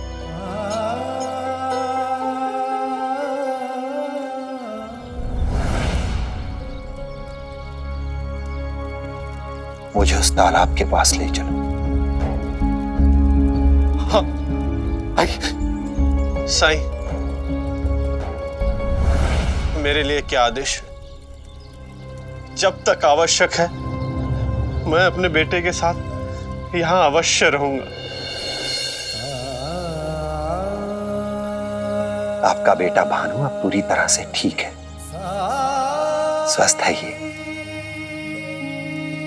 आप अपने परिवार के साथ अब कोपरगांव जा सकते हैं।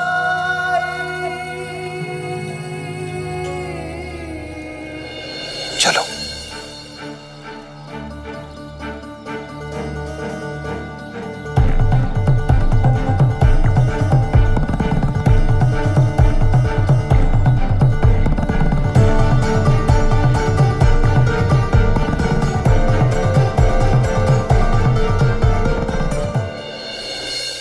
आइए सही।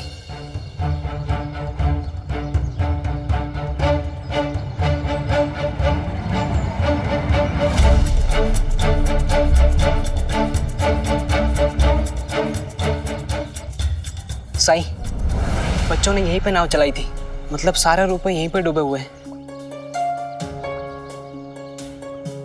अब उन्हें वापस लाना संभव नहीं है साई।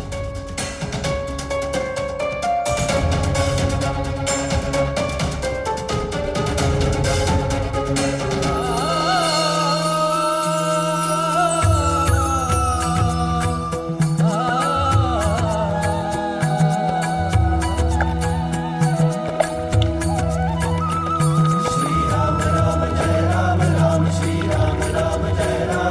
जय राम राम जय राम राम श्री राम राम जय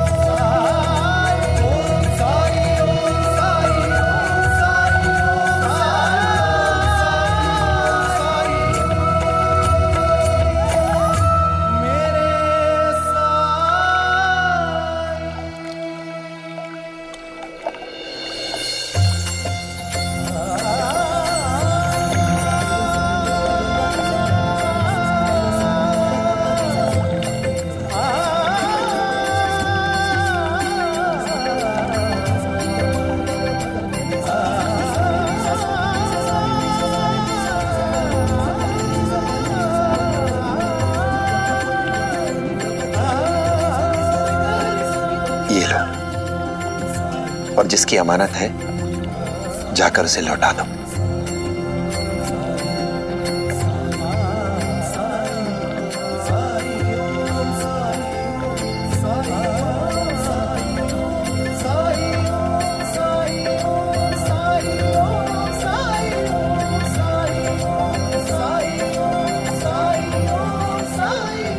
शुक्रिया साईं। राम जी भला करे। आज सुबह साईं ने मुझसे कहा कि मैं यहाँ खड़ा रहूं तो मेरी पत्नी का हार मुझे सरकार से वापस मिल जाएगा, लेकिन यहाँ खड़ा रहने से हार कैसे मिलेगा? ये कैसे संभव है? मेरी तो कुछ समझ में नहीं आ रहा।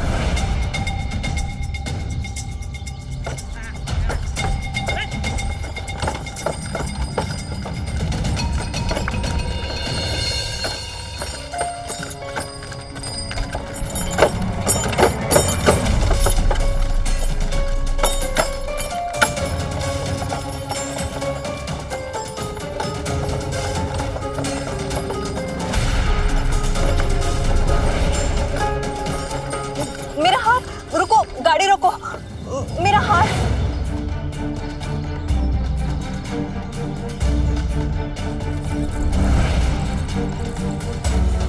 देखिए मेरा हार। मेरी पत्नी का हार। दीजिए, ये मेरी पत्नी का हार है। ये मेरा है? क्या? हाँ, मेरी पत्नी का हार है। ये आपका कैसे हो सकता है? इसे मैंने खरीदा है। देखिए, शायद आपको कोई धोखा हुआ है। दीजिए। नहीं नहीं, आप मेरे यकीन कीजिए, ये हार मेरा है। ये हार मेरी स्वर्गीय पत्नी की आखिरी निशानी है। मैं इसे पहचानने में कोई धोखा नहीं खा सकता हूँ। देखिए, इस हार पर मेरा नाम भी अंकित है। मैंने कुलकर्णी सरकार के पास इसे गिरवी रखा था, लेकिन जब छुड़ाने गया तो उन्होंने साफ इनकार कर दिया कि ऐसा कोई हार था ही नहीं। आप मेरी बात का विश्वास कीजिए, मैं सच बोल रहा हूँ। ये हार तो मुझे कुलकर्णी सरकार के नुमाइंदे ने ही बेचा था। मुझे पता है कि आगे क्या करना है। लाइए, यह हार मुझे दीजिए और चलिए मेरे साथ। आप यही रुकिए, मैं अभी आता हूँ। जी। चलिए। अगर तुम लोग यहाँ पर और समय मांगने के लिए आए हो तो जिस गति से आए हो उसकी दुगनी गति से यहाँ से चले जाओ। 2 दिन का समय है तुम लोगों को पैसा लौटाने के लिए। अतिरिक्त समय नहीं मिलेगा, एक क्षण भी नहीं। जाओ यहाँ से।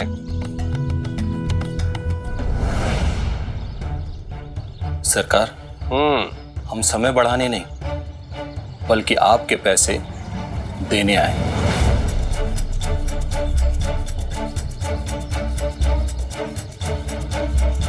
पूरे 1000 रुपए लाए हो?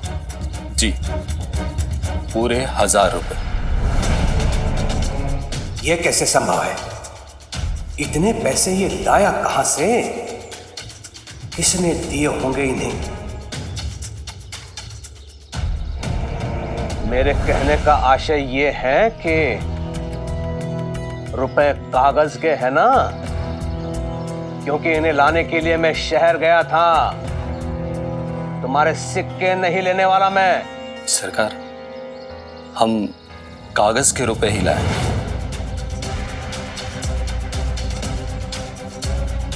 सदे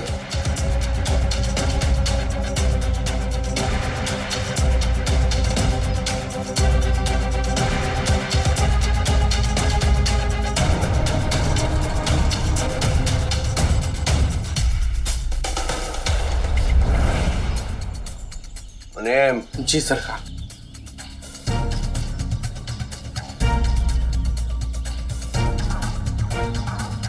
गिनो।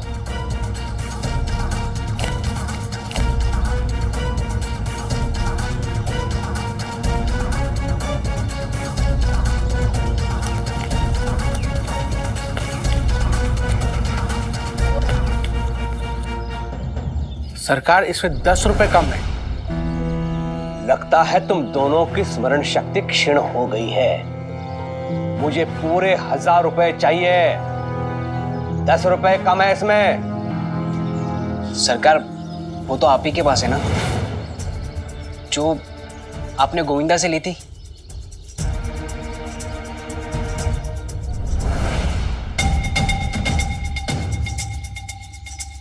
हाँ ठीक है, अपना रास्ता नापो, मुझे और भी बहुत काम है। जाओ यहां से। कुलकर्णी सरकार, हमें भी आपसे जरूरी काम है, उसे तो पूरा करके जाइए।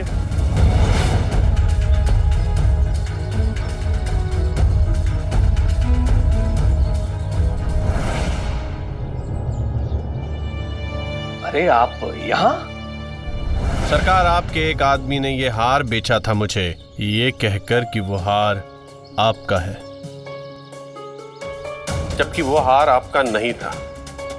और ये आदमी उस हार को देखकर ये दावा कर रहा है कि वो हार इसका है।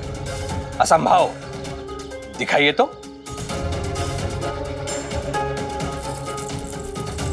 ये लीजिए। ये मेरा ही हार है। देखिए, इस हार पर मेरा नाम भी अंकित है।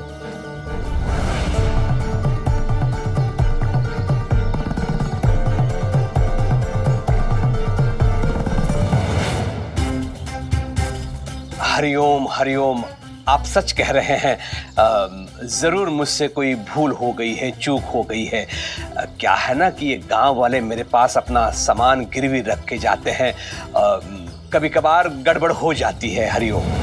अच्छा, तो फिर आपको उस हार को बेचने का अधिकार नहीं था। चलिए, लाइए, मुझे मेरे पैसे दीजिए। हाँ। कुल मिलाकर आप 330 रुपए दे दीजिए। लाइए, दीजिए। इतने पैसे हमारे सरकार नहीं देंगे। अच्छा, तो इसका फैसला पुलिस आकर करेगी। हरिओम हरिओम। ये कैसे फांसा पलटा? थोड़ी देर पहले माधव को मैं पुलिस से डरा रहा था, अब तो मुझे ये डरा रहा है। इस चक्रव्यूह से बाहर निकलने का कोई ना कोई तो रास्ता मुझे ढूंढना ही होगा। अरे जाइए जाइए, हमारे सरकार किसी से नहीं डरते। धूर्त, अपनी चूक छुपाने के लिए ये तर्क दे रहा है, तू विवाद कर रहा है। तूने ही हार बदला है। और जब नंद किशोर जी सच कह रहे हैं तो उन पर चिल्ला रहा है तू। तुम्हें तो बाद में देख लूंगा मैं। 330 रुपए निकाल।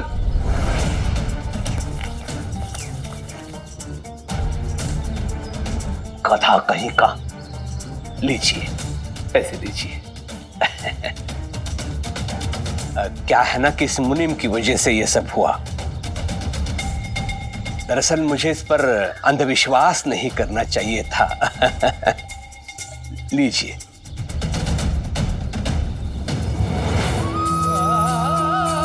मुझे पूरा विश्वास है कि शोभा की शादी से पहले ही कुलकर्णी सरकार अपने हाथों से राम भाऊ की अमानत उनकी पत्नी का हाथ उन्हें वापस लौटा देंगे।